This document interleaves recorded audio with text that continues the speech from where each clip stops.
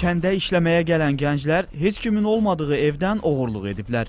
Hadisə Şəmkirin Abbaslı kəndində olub. 2 nəfər Elimxan Əhmədovun evinə girib, oradan 1800 manatdan çox nağd pul və digər əşyaları aparıblar. 10 dənə 100'lük olub, 12 dənə 50'lik olub, 10 dənə də 20'lik olub.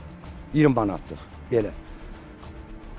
Sapaşkinin içində olan, yoldaşımın Sapaşkisinin içində olan pul da qızımın olub. 35 manat. Bütün pul olub. 5'lik manatlıq, onluqda belə. Zərərçəkənin müraciəti əsasında əməliyyat tədbirlərinə başlayan Şəmkir polisi oğruların kimliyini müəyyən edə bilib. Şəmkir rayon polis şöbəsinin əməkdaşlarının keçirdikləri əməliyyat istinad tədbirləri nəticəsində həmin cinayət törətmiş şəxslərin Gəncə şəhər sakinləri 1985-ci ildə Şəmkir rayonunda anadan olmuş, əvvəllər oğurluq maddələrlə məhkum olunmuş Cəfərov Qüdrət Qasımoğlu və 1996-cı ildə Gədəbəy rayonunda anadan olmuş Musayev Nurlan Arazoğlu'nun olması müəyyən edilmişdir. Saxlanılan şəxslər ilkin dindirilmə zamanı oğurluq etdiklərini etiraf ediblər.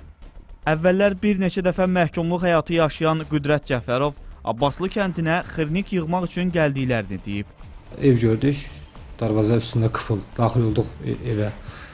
Uşağa dedim, sən burada, Nurlana dedim, sən burada gözlə, mən içəri girəcəm. Çöldə qaldım, mən pəncərədən içəri daxil oldum.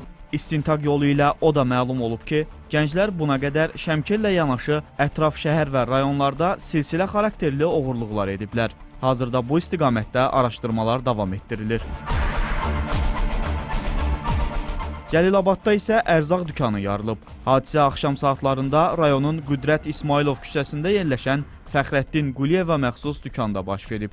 Mağazanın dam örtüyünü sökməklə içəri daxil olan naməlum şəxs və ya şəxslər oradan xeyli sayda ərzaq məhsulları, telefon danışıq kartları, siqaretlər və kassada olan nağd pulları götürüblər. Dükan sahibi isə mövcud hadisədən səhər saatlarında xəbər tutub və dərhal polisə müraciət edib.